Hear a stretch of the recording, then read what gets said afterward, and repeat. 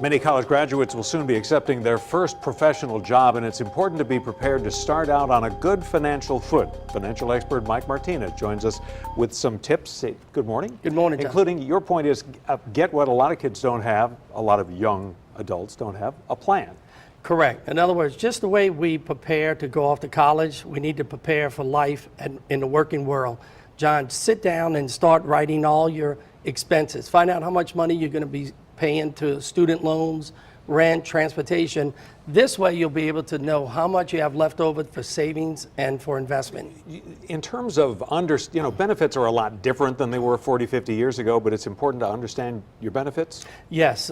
Again, a lot of these young students getting their first jobs are scared to ask questions. Get with the HR department.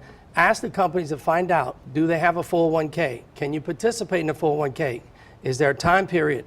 And then ask them if they contribute and match. Because if you have to wait or they don't have one, you can establish an IRA. You know, one of the advantages to having, to being new in the workforce is that as you get raises, which tend to come, as you get going in the first few years, there's an opportunity to save. You didn't have the money to begin with.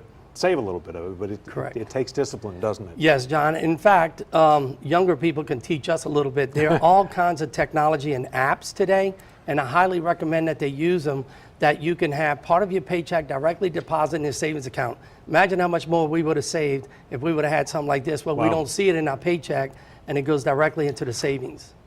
You know, I know you always advise stay away from too much debt, but what do you tell, on the one hand, if you have no record of debt, you can't get a car loan as a young person, but at the same time, you don't want to rack up about, a ridiculous amount of credit card debt. So how do you strike the balance? Correct. I had that same situation when my daughter graduated last year and got her first job, and we applied for a credit card, and they said, well, you have no credit history. And I said, well, because we don't have a credit card, and we couldn't get a credit card.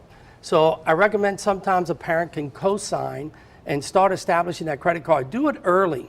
We actually did it in high school just for emergencies. She had a small limit, but this allows her to build up a credit history, which then enables her to be able to have credit. But beware though, John, let's not go overboard, because it's easy to start borrowing money, and if we don't have that money to pay off that bill later, we could get into debt, and that could hurt our savings and our retirement plan. Tempting for people of all ages. All right. Absolutely. Mike Martinez, thanks as always. Thank 7:50 now.